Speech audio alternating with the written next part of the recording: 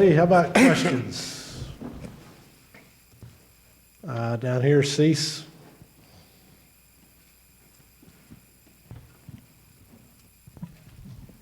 Kevin, could you give us an update on Manziel's injury? Will he play Saturday? I would list Johnny as hopeful. Next question. Is that a notch below probably? I just think that's where he is right now. This could be a short press conference today. We good? Sam? Was it a shoulder, arm? What happened to him? Like I said, I would list him as hopeful. Was he in a sling at practice yesterday, as Yeah. players have mentioned? Is he still in one today? He was in treatment this morning at 7:30. So that's a precautionary measure of immobilization after the game. Has he discussed with you how he feels pain-wise, or I'm sure he has. and can you share that with us? No. Where do you approach the quarterback situation from here if he is unable to go? No, I think we've been down this road before during two-a-days. I think obviously we had a plan for the game Saturday. Matt was calm and has been in the fire before. You know, we put him in on a third down situation and in our own territory. Kenny is chomping at the bit to go, and you know, our practice rotation will change a little bit depending on what Johnny can or can't do as far as practice goes today, tomorrow, Thursday, Friday. Down front here, Josh. Coach, it looked like Jarvis Harrison was holding his wrist or his hand when he came off the field. What's his status, or how is he doing health-wise? I would say that he would be probable. Okay, we'll go Kate and then Suzanne. Hey, Coach, looking at the tape from Saturday, how did you guys evaluate the offensive line's play overall and then particularly on the last drive also? I thought, you know, our offensive line has played at a very, very high level all year, and that was probably, you know, the worst they've played all year. Suzanne? I mean, we need to play better. Suzanne? At this point in Johnny's career, how much does he have to practice during a week to play in a game, or can he completely skip a week of practice? We'll see.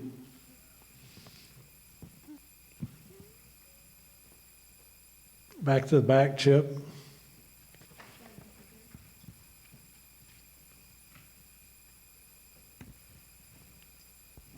Kevin, James Franklin was talking yesterday at his news conference, and he said that he had followed you as a grad assistant at Washington State, and you guys had always had a lot in common.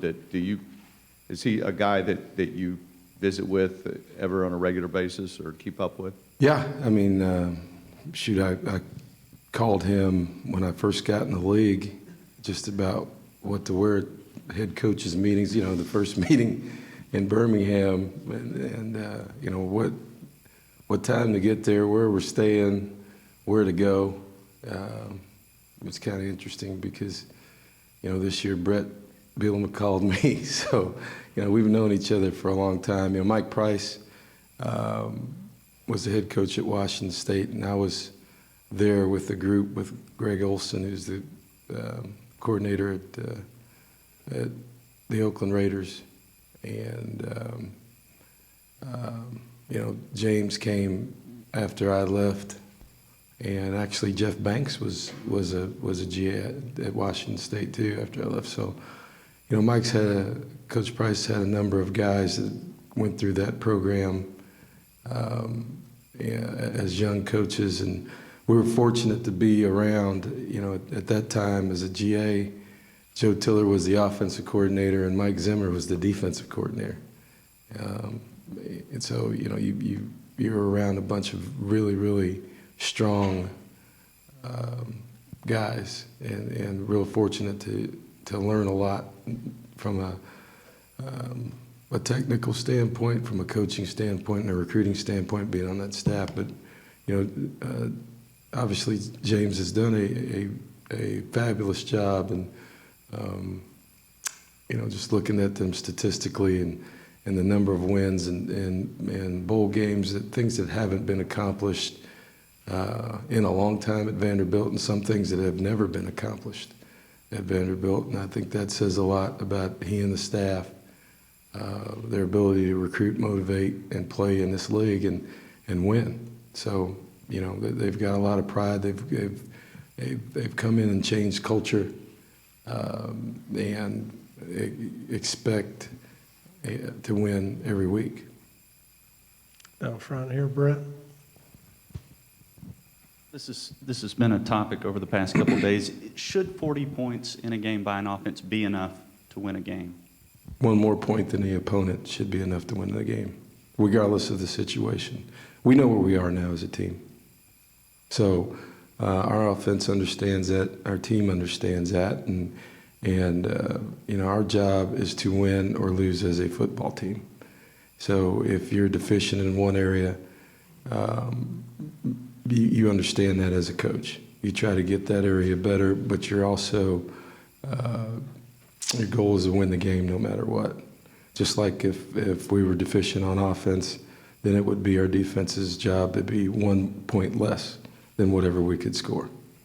There's also an argument that the game has changed so much that it's really not out of the realm of possibility that these games are now in the 50s and 40s with both sides scoring. Do you see that? Or I worry about us and, how we do things and what we have to do to try to win every Saturday. And if we're a part of that, then we're part of that. And it seems like we are. The overall part of football is, I've been a part of that as a coach for the last 10 years, scoring a lot of points.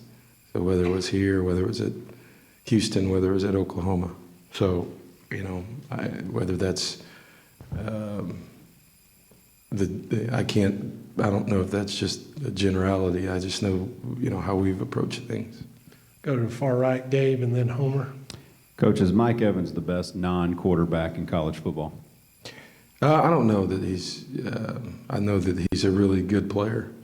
And I think you can go back to two-a-days during fall camp. I believe I said he was one of the better players in the country before the season even started. And so I'll stick with that, and I don't think it's hard to argue that based on his performance and his consistency in performance over the last, 7 games. And, even back to last year. So, he's improved from a year ago and, from a numbers standpoint. And how he's approached the game, even without the ball in his hands, I don't think it's hard to argue he's not one of the better players in the country.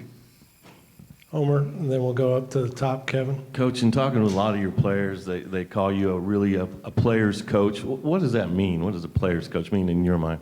I don't know.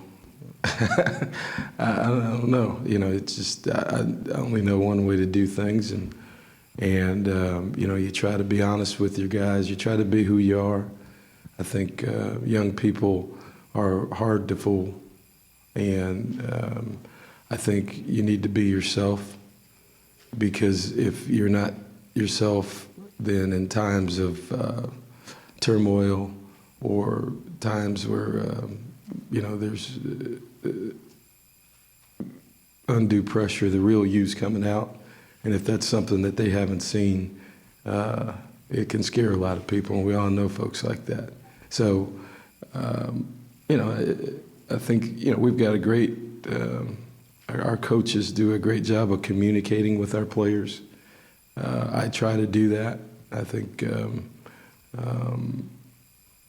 from that standpoint, players know where I stand with our team all the time. We don't play mind games. I'm really honest with them, sometimes brutally honest with them. Not necessarily with you guys, but with them I am. And, And because of that, I think they know where it is, where they stand. And I think that alleviates a lot of problems. And because of that communication, I think you're able to really move forward without a hidden agenda. And I think that builds trust with those young guys, because once you lose that, you lose them. And you might not ever get it back. Go to the back, Kevin. Coach, with the Vandy situation being hopeful at quarterback like A&M is, do you guys prep or know what the difference is going to be with the different quarterback coming in possibly? Or do you just prep for the offense that you've seen? What's that? Are you asking the Vanderbilt? Who are you talking about? With the Vanderbilt quarterback. We're talking being the about same- Vanderbilt now. Yes, sorry. That's good. Well, so I was asking about Vandy having the same hopeful situation at quarterback as we do. We've been 15 minutes. We finally got to them, huh? Yeah, I mean, we prep for the offense. You know, it's just kind of like we do all the time. You know, everybody's got strengths and weaknesses, but you know, their situations, from what I've gathered, is kind of like ours.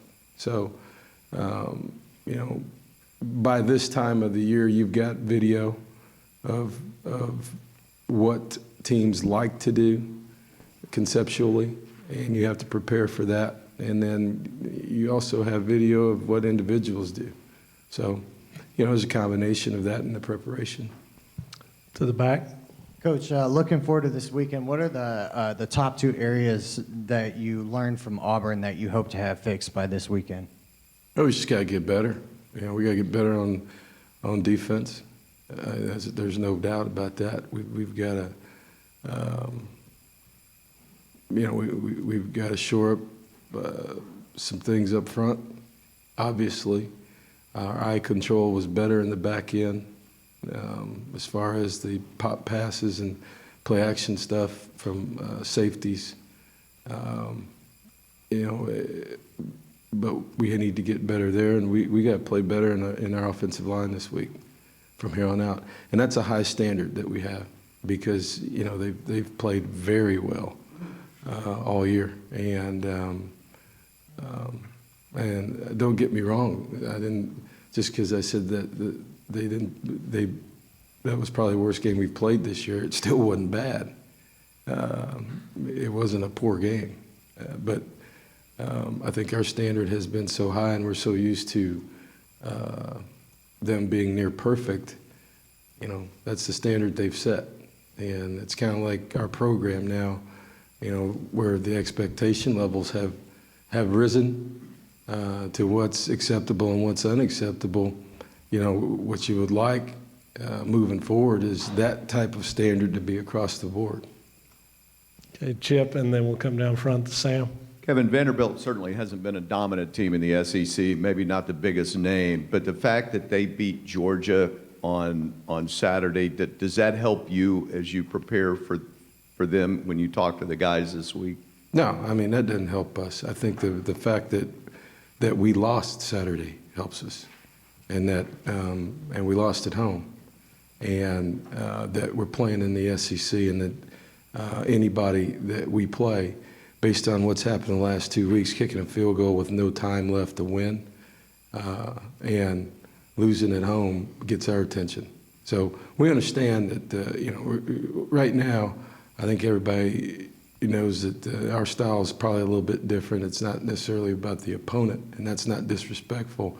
It's about us and what we have to do to get better, because there's a bunch of things that we control that can dictate whether we win or lose. The 2 main things that I talk about every week, third down conversion, number 1, and turnover margin are the 2 big stats that we pay attention to every week, and we lost both of those Saturday. Consequently, we lost the game. Regardless of what happened and who played good and who didn't, we win those 2 areas and we win the game. So that has a lot to do with how we approach it, what we do, us hanging on to the ball, us taking advantage of missed opportunities and turnovers, dropped interceptions, balls on the ground that we didn't get. and giving them the ball twice, once, a couple times going into the end zone. So, those are things that we need to fix and things that we can control. And that's probably the biggest motivating factor that we need to, that we do use. Sam, down front. I know your recruiting classes have addressed this, but how much of a challenge has it been since you've been here to build depth on your defense? I don't know if it's it's part of it. You know what's coming. So I think you can see the philosophy, just based on who we signed last year and where we are with commitments. So it's every program has its challenges. You don't when there's a change made, usually you don't walk into a situation that's perfect, and you understand that, and you have to have a plan for what deficiencies are there. You have to have a plan for early in the process, accentuating the positive, because I think you owe it to the guys when you first get there to not throw them away and actually try to help them win, because the guys that got here, like the guys last year, they didn't sign up for me. I said that a bunch. What we wanted to do was not move on and give those guys a chance to be successful, and you continue to do that, and your job as a coach is to try to get the most out of everybody you can, regardless of what year it is. I think, because there are no more 5-year plans. The guys with 5-year plans usually don't make it to year 3 in my position. So there's not a lot of patience out there for that, and that's understandable. But you've got to balance that with trying to build depth, trying to win, and the key to that is who can play now, who needs to redshirt, and then really the depth plays a factor into that. Some guys are forced out there that could use the year, can play, but could use the year. And in some places we've been able to do that. Obviously, in some places we haven't. We'll go here in the middle and then back to the back, Daryl. Yeah, Coach, last season, Coach Snyder talked about Jonathan Stewart and Sean Porter as guys that would come off the field and could note offensive tendencies or even suggest plays in certain situations. Do you see players on the current defense that collaborate in a similar way, either with yourself or Coach Snyder? It's harder for younger players. You've got a freshman nose guard and a freshman Mike linebacker who are just trying to do their job. And I said a couple weeks ago, when you make adjustments as a coach, excuse me, it's one thing. But to be able to communicate those adjustments and have players understand what to do in those adjustments with younger players is a lot more difficult than it is with a veteran guy. Whether they've played in your system or not, they've played a lot of football and they're comfortable in a game setting. So, yeah, that makes it a little bit more difficult. We've got guys who are out there that were backups last year, and when you say experience, what is experience? So complete inexperience in the middle of the defense is where we are. But we've made some changes. We've made some tough decisions to go with people, and I think you can see with Darian Claiborne, although he's extremely active in double digits in tackles and the last few weeks, and he's going to get better and better over time. But he's still young and he's still making mistakes. We'll go to the back, Daryl. Coach, with targeting being up to, I guess, someone's interpretation and reviewable, do you feel like that maybe in the offseason the horse collar ought to also be moved in that realm? No, I mean, that's been around for years. So you either call it or you don't.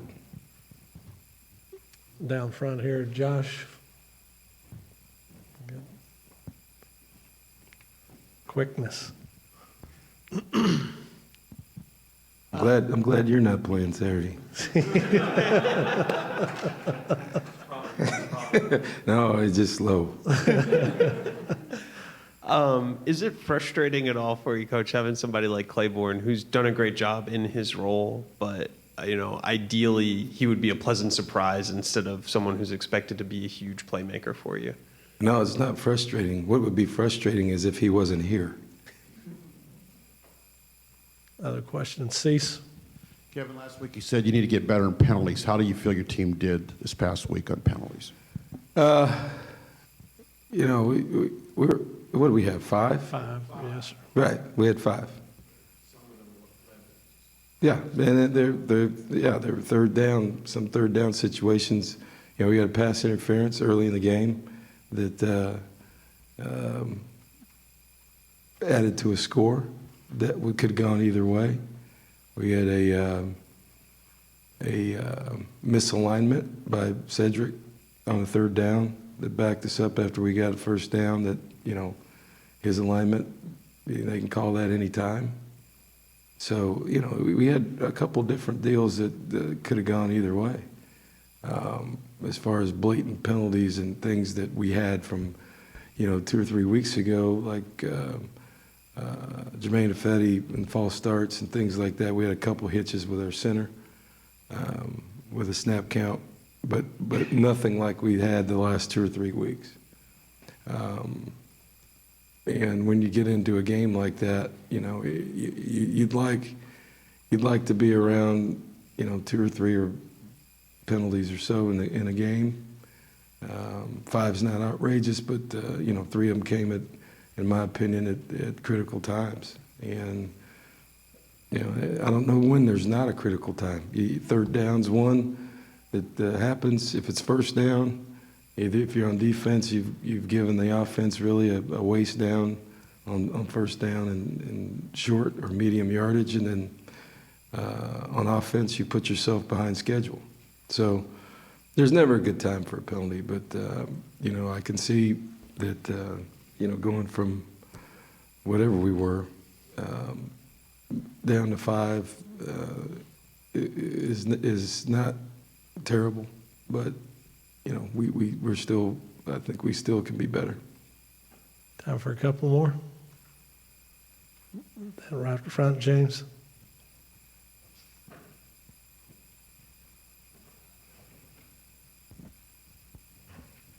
Hey, Coach. Even with the loss, despite the loss, do you feel like playing in prime time on national TV, do you feel like it accelerates the program? It really goes into the evolution of where you want the program to be down the road? No doubt. We're playing, and it's great for our university. It's great for the exposure of the program in those time slots on national television. Not just for football, but for everybody. And that's exposure that you can't. I guess you could put a price tag on it. Somebody can, but of that type of exposure for the university and the program. So yeah, the more that you can be on that national stage, the better it is for not just our football program, but for everybody associated with Texas A&M. Last one here. Did we see the hand down front? Cease, wrap us up. What's Brandon Williams' status, Kevin? He's fine. All right. Thanks, Coach. All right, thanks. Got Coach Snyder on the